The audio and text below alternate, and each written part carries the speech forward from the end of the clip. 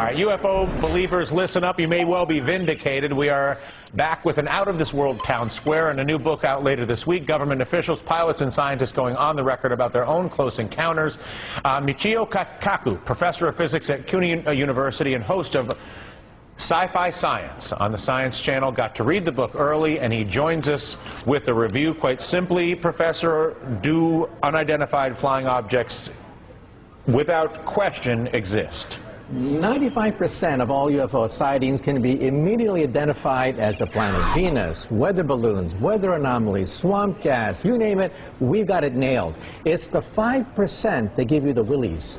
5% remain totally unexplained. And you're saying to 5% unexplained to the point where they are legitimately an unidentified flying object. And we're talking about generals, we're talking about Air Force pilots, we're talking about governors of states that claim that, hey, this is beyond our understanding of the laws of physics. Can I have an unidentified flying object that is not necessarily from some other place?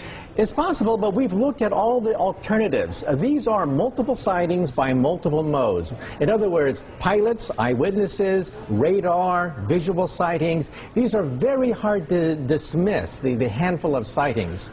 One over Alaska, another over Belgium, another over Iran.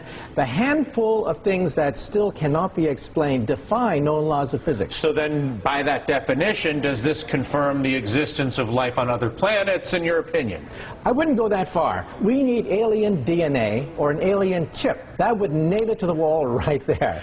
We don't have that. We don't have the smoking gun. But this book is as close as you're going to get to the smoking gun. We're talking about senior military officials who were involved in the investigations of these incidents saying we are clueless. If you were to look at those who argue, well, hang on, there's no way that they could get here from some other planet, that the technology doesn't exist, the stars are too far away, you rebut that sort of thinking with what? Those people assume that there may be 100 years ahead of us, in which case it's impossible for them to reach us. But if they're 1,000, 1,000,000 years ahead of us, then new laws of physics begin to open up. So we have to open our mind to the possibility that they're not just a super version of us, that they could be thousands, millions of years more advanced. Why would they not then pay us a visit in a way that is more recognizable? Go visit the White House, maybe stop out to Yellowstone. My point of view is, if you're walking on a country road in St. Anthill, do you go down to the ants and say, I bring you trinkets, I bring you beads, I give you nuclear energy, or perhaps maybe you step on a few of them?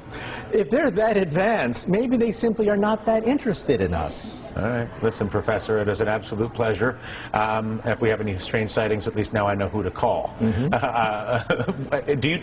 I let you go, do you teach on this subject at the university? On UFOs I mentioned it when I teach astronomy. Also in Sci-Fi Science, we have a whole episode about what kinds of physics could open up in the next 1,000, next million years. They could let us travel a few million miles at a time. New kinds of physics on the Science Channel. Very cool. Listen, a pleasure.